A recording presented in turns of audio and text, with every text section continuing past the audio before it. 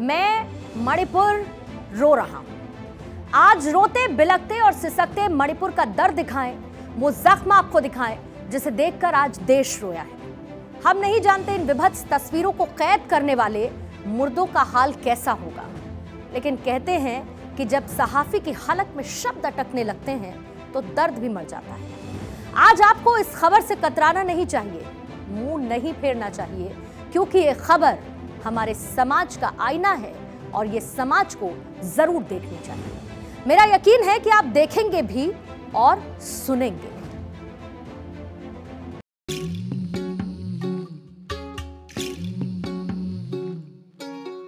मैं मणिपुर हूं।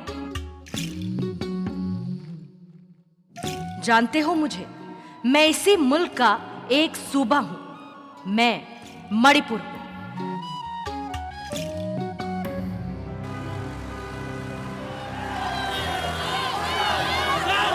मेरी हंसती हुई आंखों में सुलगते हुए अंगारे डाले गए हैं। मेरी देह पर पेट्रोल छिड़का गया है और फिर आग लगा दी गई।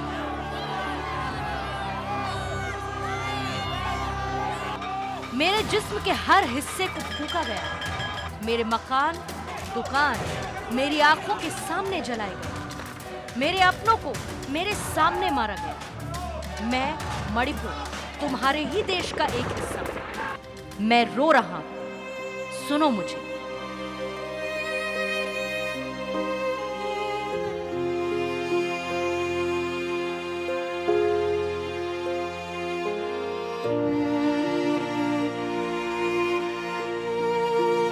ये अलग बात कि शहरों को बोलने का रिवाज नहीं होता, लेकिन जुल्म की आखिरी लकीर पर खड़ा एक सूबा आज खुद को दुनिया का सबसे अकेला समझ रहा है। ये अलग बात है कि शहरों को बोलने का रिवाज नहीं होता, लेकिन जुल्म की आखिरी लकीर पर खड़ा एक सूबा आज खुद को दुनिया का सबसे अकेला समझ रहा है।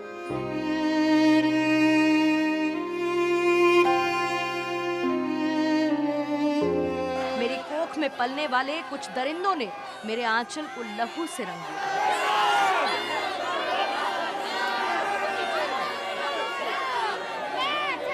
जालिम दरिंदों ने मेरी बेटी को मेरी आंखों के सामने नग्न कर उसे दुनिया के सामने खड़ा किया।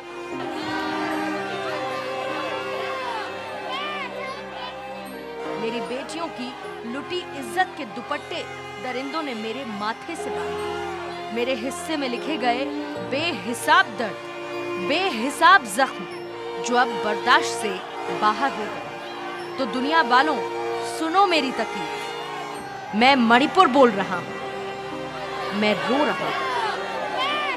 आज सुरों में उठा तुम्हारा गाना आंखों से आंसू तो निकाल देता है, लेकिन हकीकत में बेटियों के जिस्म नोचे जा रहे हैं। क्यों बुलाते हो तुम मुझे अंगना में? तुम्हारा अंगना बेटियों के लहू से सना है। तुम्हारे अंगने में बेटियों की सांसें दफन है। तुम्हारा अंगना जीने लायक नहीं बचा है, क्योंकि तुम्हारे आंगन में कुछ इंसान शैतान बन गए हैं जो बेटियों के जिस्म नोच रहे हैं, उन्हें जिंदा जला रहे हैं।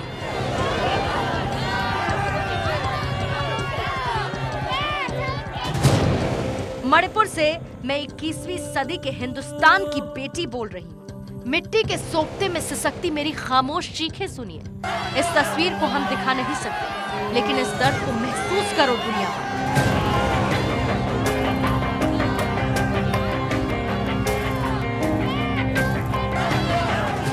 जुल्म जब हद से गुजर जाता है तो पत्थर भी बोल उठता है।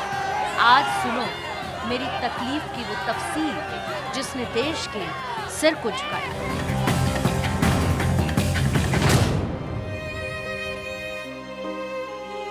मणिपुर की तस्वीर देखकर तिरंगा शर्मिंदा, आबे गंगा शर्मिंदा है, शर्मिंदा है जमजम। क्या बताऊं तुम्हें, क्या दिखाऊं तुम्हें अपने सिता। बस इन जालिम दरिंदों को देखिए जिन्होंने मणिपुर की बेटी के साथ ऐसी दरिंदगी की है जिससे शैतान भी शर्मिंदा है।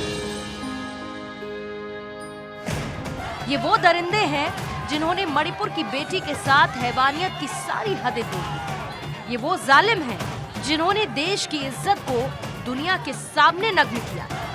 वो दरिंदे हैं जिन्होंने मणिपुर की बेटी को नग्न किया है और फिर सड़क पर नग्न अवस्था में घुमाया है, उसके जिस्म को नोचा है, ये दरिंदे हैं जिन्होंने इंसानियत की सारी किताबों को नोच डाला।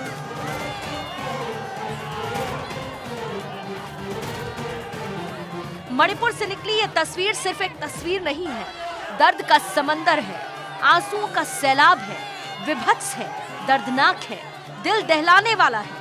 मणिपुर की खौफनाक तस्वीर देखकर देश के प्रधानमंत्री नरेंद्र मोदी का दिल भी तकलीफ से भर गया है। प्रधानमंत्री नरेंद्र मोदी का गुस्सा बता रहा है कि भारत की बेटी के गुनहगारों को किसी भी सूरत में छोड़ा नहीं जाएगा।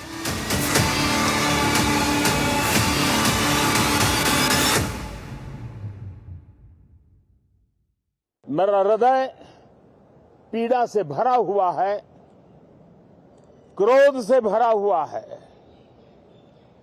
मणिपुर की जो घटना सामने आई है, किसी भी सभ्य समाज के लिए ये शर्मसार करने वाली घटना है।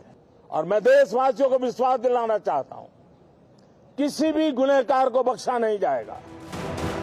अब जरा मणिपुर के मुख्यमंत्री को भी सुन लीजिए। साहब 77 दिन बाद नींद से जागे हैं। शतुरमुर्ग की तरह रेत में मुंह छिपाए मुख्यमंत्री बीरेंद्र सिंह समझ रहे हैं कि मुंह छिपाने से तस्वीरें छिप जाया करती हैं, लेकिन नहीं, वो तस्वीरें सरकार की छाती पर बैठकर इंसाफ मांगती हैं। तमाशाई बने मुख्यमंत्री बीरेंद्र सिंह आज दरिंदों को सख्त सजा देने की बात कर रहे हैं। जो भी है उसको पकड़ना है और स्टेट गवर्नमेंट इतना भी ट्राई करेंगे कि एफर्ट देंगे कि जो भी एविडेंस वगैरह करके वो जैसे वाला कल्प्रिट को, जैसे वाला क्राइम जो कर रहा है, ऐसे वाला को सजा, जैसे मौत का सजा दे। क्या बताया जाए, क्या सुनाया जाए? बताने पर शब्द रोते हैं, लिखने पर कलम रोती है। उदासियों के शोर में चीखती भारत की बेटी की तकलीफ सुनकर फिल्मी सितारों की आह निकल पड़ी। मेरा खून खौल उठा है। एक बेटी का बाप हूं, और ना भी होता तो शायद यही कहता कि जो समाज अपनी औरतों को इज्जत नहीं दे सकता, उसे अपने आप को इंसानी समाज कहने का कोई हक नहीं है।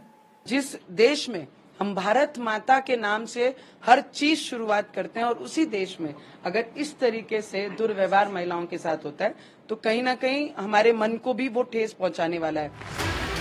मणिपुर की तस्वीर देखकर देश का बच्चा बच्चा सुलग उठा है, सियासत भी बिलख उठी। बीजेपी ने साफ शब्दों में कहा है कि देश में किसी भी बेटी की इज्जत से जो खिलवाड़ करेगा, उसे सख्त से सख्त सजा दी जाएगी। देखिए, माननीय प्रधानमंत्री जी ने 2 महिलाओं के साथ जिस तरह का व्यवहार और अत्याचार हुआ, उसकी घोर निंदा भी की है और कड़े शब्दों में कहा है कि कोई भी हो, कितने भी हो, उनके खिलाफ कड़ी से कड़ी कार्रवाई होनी चाहिए। आज लोकसभा में, राज्यसभा में इस विषय पर अपोजिशन ने कहा कि हम चर्चा चाहते हैं, और सरकार ने कहा चर्चा के लिए हम तैयार हैं। उसके बाद भी अपोजिशन को कोई न कोई बहाना चाहिए हाउस को डिस्टर्ब करने का, वो हाउस को चलाना ही नहीं चाहते हैं। जो घटना मणिपुर की है वो दुर्भाग्यपूर्ण है। हम सभी मर्माहत हैं।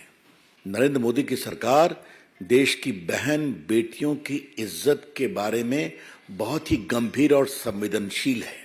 मुझे नहीं लगता कोई भी ऐसी घटनाओं को कोई भी डिफेंड कर सकता है। दोषियों पे कड़ी से कड़ी कार्रवाई होनी चाहिए।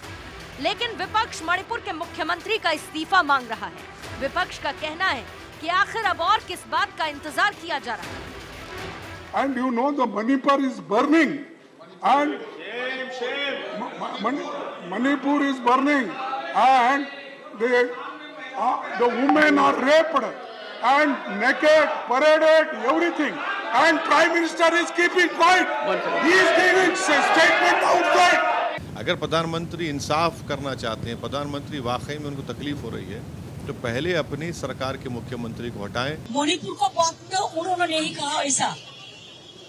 उन्होंने मणिपुर का साथ बंगाल को जोड़ा, छत्तीसगढ़ को जोड़ा, राजस्थान को जोड़ा, लेकिन उन्होंने देश को तोड़ा। बताइए, राहुल गांधी जी मणिपुर जाते हैं, लेकिन प्रधानमंत्री क्यों नहीं जाते हैं भाई? Who is the prime minister of this India? कौन है प्रधानमंत्री इस देश का? ये दरिंदगी और हैवानियत की सारी सीमाएं पार हो चुकी हैं, और मैं समझता हूं कि मणिपुर की हिंसा 4 महीने से चल रही है। प्रधानमंत्री खामोश है। हमारे देश की महिलाएं, हमारे देश की नागरिक, हमारी बहन के साथ ऐसे हुआ तो हम पर भी ऐसे हुआ।